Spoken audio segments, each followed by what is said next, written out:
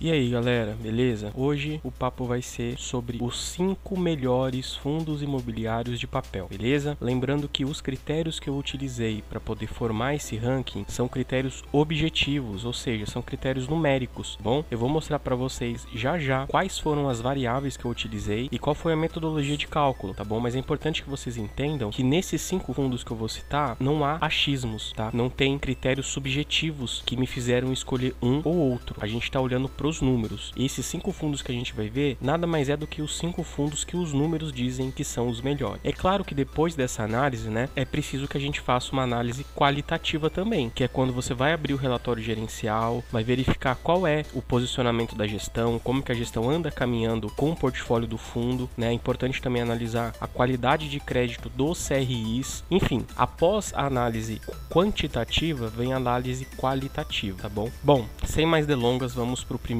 fundo. Bom galera, abrindo o nosso ranking, em quinto lugar a gente tem um fundo que entregou uma média de rendimento de R$ 1,29, o valor patrimonial dele é de R$ 94,35, ele fechou o pregão de hoje, 4 de janeiro, a R$ 93,00, que corresponde a um PVP de 0,99, então ele está sendo negociado muito próximo do preço justo, tá bom? Esses indicadores, galera, fornecem um dividend yield futuro de 1,39% ao mês. Anualizando esse valor, a gente chega em 16,64% ao ano. Percebam que é um valor já bem significativo, né? E a gente tá falando ainda do quinto colocado, né, galera? Então se preparem que tem muita coisa boa vindo aqui pra cima, beleza? Bom, o que eu preciso que vocês entendam aqui, galera? A metodologia de cálculo, tá? Como eu utilizei essas variáveis. E eu vou explicar isso só uma vez para não ficar repetitivo nos outros fundos, então é importante que você entenda, tá? Bom, como vocês sabem, eu sempre trago o dividend yield futuro aqui pro canal, inclusive é o core da minha estratégia. Então eu elenco aqui, vocês vão verificar aqui que eu tenho uma base de dados bem grande, mais de quase 30 fundos de papel e 25 fundos de tijolos, tá? Que eu acompanho e analiso. Eu tenho os rendimentos mensais deles desde janeiro de 2018, tá? E aí o que acontece? Eu verifico qual foi a média de rendimento que ele entregou. No caso desse vídeo, eu tô restringindo a média ao ano de 2022, tá bom? Importante dizer isso. Então, esse fundo que está em quinto lugar, em 2022, ele entregou uma média de R$ 1,29 por cota. O valor dele é R$ 93,00. Então, o que eu fiz? Eu peguei a média, dividi pelo valor atual, multipliquei por 100 para chegar na porcentagem. O que isso significa, galera? Significa que se você entrar no fundo hoje, nesse preço, e se o fundo mantiver a média, que é a tendência, né? A gente sempre chegar próximo da média, vão ter meses a mais, meses a menos, mas se ele mantiver essa média daqui em diante de R$ 1,29, isso significa que você vai ter um dividend yield mensal de 1,39%. Entenderam? Importantíssimo essa parte aqui, beleza? Bom, quem que é o quinto lugar? Eu tô falando do GCRI11. Vamos dar uma olhadinha nos indicadores. E tem uma liquidez diária baixa, tá? Importante você se atentar a isso, considere isso na sua decisão de investimento. É um fundo novo, tá? Então é natural que a liquidez seja baixa, a base de cotistas também ainda é pequena. Tem um patrimônio líquido ainda conservador, né? Bem modesto, na verdade, de 112 milhões de reais, como eu já falei, é um fundo novo. E tem um PVP de 0,99, como eu já comentei com vocês. Analisando o histórico de preços, galera, eu sempre comento aqui no canal que, sobretudo em fundos de papel, eu sempre tento entrar no fundo quando ele está sendo negociado nas mínimas históricas ou próximo das mínimas históricas. E é o que acontece com esse fundo, tá? Percebam que ele sempre foi negociado aí acima de R$100, 95, 98 e agora ele fechou aí a 93. Ele, na verdade, teve até uma reduçãozinha, né? Não foi atualizado aqui ainda, mas ele fechou em torno de R$93, tá? A mínima histórica foi no final do ano passado, a R$91,15, mas ele ainda tá muito próximo da média, da mínima, tá bom? Quando o gráfico do fundo, da cotação do fundo tá invertido, ele tá muito próximo das máximas históricas, eu já olho com o pé atrás. Tá bom? Não é o tipo de fundo que eu gosto de investir, mas essa é só a minha estratégia, beleza? Bom, olhando um pouquinho aqui para o relatório mensal do fundo, passando rapidamente, uma taxa de administração de 1% sobre o PL, taxa de performance de 20% sobre o QCD e IPCA, mais o do IMAB 5, tá? O patrimônio, já comentei com vocês, né? Um patrimônio ainda bem pequeno. E olha só o número de cotistas, né? Menos de 4 mil, galera. É um fundo ainda bem pequeno, tá?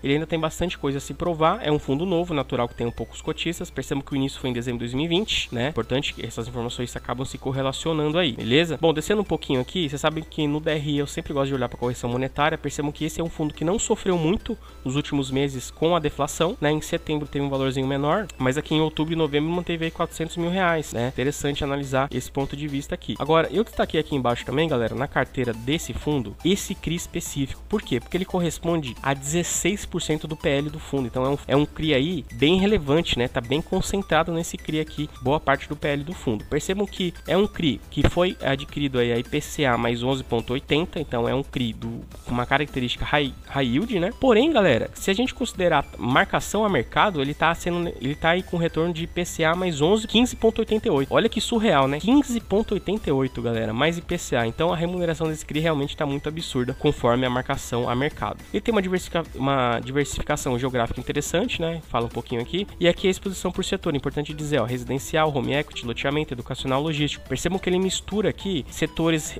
mais conservadores, né, como logístico, educacional, até mesmo um pouquinho residencial, né, com loteamento e home equity, que são um pouquinho mais arriscados, né. Aqui tem mais algumas informações interessantes, um pouquinho do CRI do fundo, e eu quero destacar por fim a volume médio diário, galera. Olha só, 200 mil em julho e fechou em novembro com 118 mil. Então é um fundo que realmente tem uma liquidez bem baixa, tá? Considere isso quando você for investir. Bom, sobre esse fundo é isso, galera.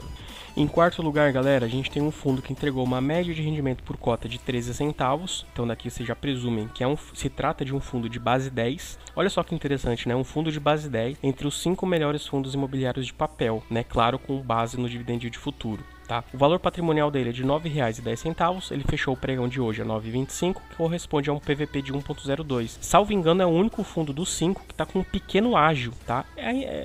Tem um ágio, mas é um ágio bem pequeno, né? 2%. Isso corresponde ao dividend de futuro de 1,41% ao mês, galera. Anualizando 16,86 ao ano. Adivinha de qual fundo eu tô falando? Não é MXRF, galera. Eu tô falando do ARRI11. Vamos dar uma olhadinha nos indicadores do fundo. É um fundo que tem quase 40 mil negociações diárias. Percebam que é uma liquidez bem alta, né? Bem alta mesmo. Ou seja, é um fundo de fácil entrada e fácil saída, tá? Esse ponto bem positivo do fundo. Ele entregou o último rendimento de 13 centavos. Por coincidência, também é a média do fundo no ano. Tem sob gestão um patrimônio de 111 milhões de reais. Percebam que é um patrimônio ainda bem modesto, né? Vocês vão ver que é um fundo não muito antigo. Se não me engano, ele teve o IPO em 2019, não tenho certeza. Mas é um fundo ainda pequeno, né? Do ponto de vista do PL.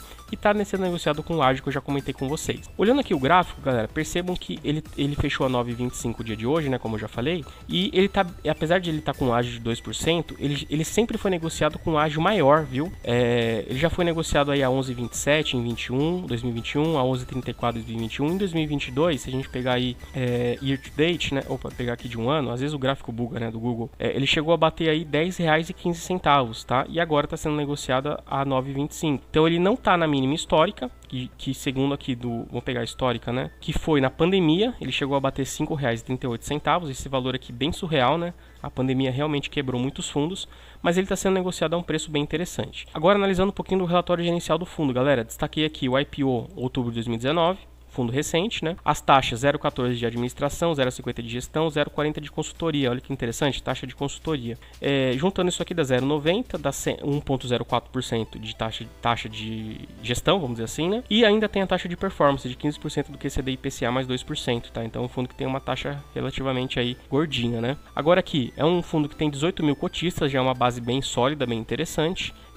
E a liquidez média diária, apesar de ser o volume financeiro baixo, né? R$306 mil, mas a gente está falando de um fundo de base 10, né? Então é natural que a movimentação financeira seja baixa, apesar do volume de negociações serem altos. Agora, entendendo um pouquinho do portfólio do fundo, a maior parte está em PCA, 78%, 12% em GPM. E percebam que é um fundo, galera, de base 10 do tipo high yield. Olha só, IPCA mais 10,38 e GPM mais 10,34. Então, a gente está falando de um fundo de base 10 que tem uma característica bem high yield aí, né? Aqui a segmentação não me deixa mentir, né? Perceba que ele tem 30% loteamento, 33% em incorporação e 2% em multipropriedade. Então, são setores aí, são segmentos mais arriscados, né? Natural, é o perfil do fundo, beleza? Tá, em 2022, o valor patrimonial dele está avaliado em R$ 89,93 por cota, né? E o valor atual aí no fechamento da bolsa foi de R$ 79,02, que corresponde a um PVP de 0,88, ou seja, um desconto de 12% aí em relação ao valor patrimonial, então tá bem interessante desse ponto de vista. E com um dividendo de futuro bem próximo do ARRI11, né? 1,42. Isso corresponde a 17% ao ano. Bom, galera, eu tô falando do fundo MGCR11, inclusive é o fundo que eu falei aí no último vídeo do canal. Então, se você quiser uma análise um pouquinho mais profunda desse fundo aqui, dá uma olhadinha no último vídeo que eu vou analisar. Eu analiso, né, com um pouco mais de calma. Bom, olhando um pouquinho dos indicadores, percebam que é um fundo que também tem uma liquidez baixa, né? Menos de 1.000 negociações, é algo que precisa ser levado em conta pelos futuros investidores do fundo. entregou aí 90 centavos do último rendimento, né, abaixo da média, tem sob gestão um patrimônio de 128 milhões de reais, patrimônio ainda modesto também, e está sendo negociado com desconto de 12%, como eu já falei para você, beleza? Pegando o histórico aqui, desde o IPO do fundo, percebam que o IPO se deu aí no final de 2020, né? E ele está sendo negociado aí muito próximo das mínimas históricas, né? Por sinal, a mínima histórica se deu aí no final do ano passado, chegou a 77,26 centavos, né? Olha só que interessante. Ainda assim, apesar de não estar na mínima, ele está sendo negociado bem abaixo dos valores que ele costumava ser negociado, beleza? Como eu já falei para vocês, para mim, né, na minha estratégia de investimento, sobretudo em fundo de papel, eu só invisto em papel com essa característica, tá? Quando ele está sendo negociado bem próximo das mínimas históricas. E é o caso do MGCR11. Agora, analisando um pouquinho o relatório gerencial, vou passar bem rapidamente porque no último vídeo do canal eu já analisei, tá? Tem uma taxa de 0,70% ao ano de gestão, né, e 0,20% de administração, que totaliza 0,90% ao ano, tá? Sobre o PL do fundo. E não tem taxa de performance, isso aqui é muito legal para os cotistas.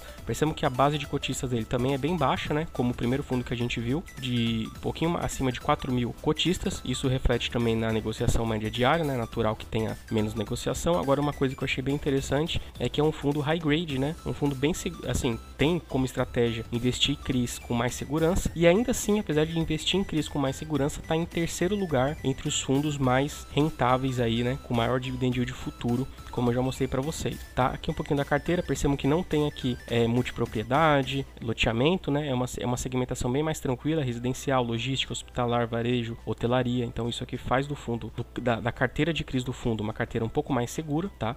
Aqui tem um pouquinho dos gráficos do fundo, já falei para vocês no último vídeo, né? Percebam que a maior parte em relação ao rating dos CRIs do fundo, né, é A ou mais. Olha só que bacana, né? A ou AAA. Olha que bacana isso. Ainda assim, ele ainda tem uma boa parcela em B, né? Que não é um rating ruim, não. E só 14% sem rating. Tá bom? Bom, galera, não vou perder muito tempo aqui, já falei bastante aqui sobre esse DRE. Assistam o último vídeo, esse DRE é importantíssimo, tá? Não vou falar dele de novo aqui. Esse é o fundo MGCR11. Em segundo lugar, a gente tem um fundo que entregou uma média de rendimento de R$ 1,23 por cota, tá? Em 2022. Tem um valor patrimonial avaliado em R$ 95,51. Está sendo negociado hoje a R$ 85,50, o que corresponde a um PVP de 0,90, também bem interessante, né? Bem próximo do MGCR do ponto de vista de desconto, já falando de aproximadamente 10% aí. E tem um dividend yield futuro mensal de 1,44%, o que é realmente assustador, e anualizando isso aí a gente chegaria a 17,26%. E eu tô falando, galera, do fundo imobiliário IBCR11. Bom, vendo um pouquinho dos indicadores aqui, a gente vê que tem uma liquidez também baixa, acima de 1.000 negociações apenas, né? Já veríamos aí o volume financeiro que isso aqui corresponde. O último rendimento foi de 80 centavos, um rendimento abaixo da média, como eu já mostrei para vocês. Tem sob gestão um patrimônio modesto ainda também, né?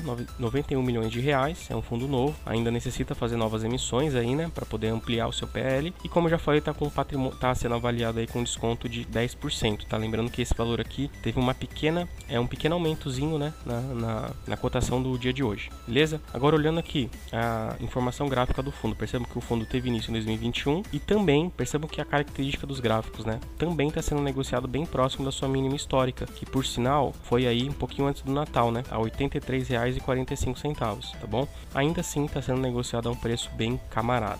Agora olhando um pouquinho aqui para o relatório gerencial do fundo, tá? Vou destacar só algumas coisinhas. Eu separei aqui, né? Destaquei aqui o CRI, a carteira do fundo, os CRIs com maior relevância na carteira. Percebam que esse CRI, né? O CRI CRVO tem uma participação de 22% do PL do fundo. É algo para se ter atenção, né? Uma concentração bem relevante aqui nesse CRI. E também outros três aí próximo de 10%. O CRI Vivate, o CRI Eco e Villaggio e o CRI Vila Residência. Beleza? Importante analisar um pouquinho desses CRIs. Ele tem uma taxa média aí de PCA mais 9,47 e uma taxa média de CDI de 5%, tá? CDI mais 5%. Então a gente está falando de um fundo aí de risco médio, né, galera? Diferente do MGCR, é um fundo aí um pouquinho voltado, um pouquinho mais exposto ao risco, né? Em troca aí de um rendimento um pouquinho maior, beleza? Aqui tem o portfólio do fundo, né? Falando um pouquinho dos CRIs que eu já adiantei para vocês, 95% está atrelado ao IPCA, só 4% ao CDI. Aqui tem a localização, bem interessante, né? E o segmento, percebam que a maior parte dele tá localizado em residenciais lá no Tocantins. Tem uma parte bem relevante em Build to Suite, né, em BTS, 24,2%, seguido aí de logística e loteamento. Então até que não é uma carteira tão exposta aí, apesar de ter esse residencial relevante, né, e uma pequena parcela de loteamento, beleza?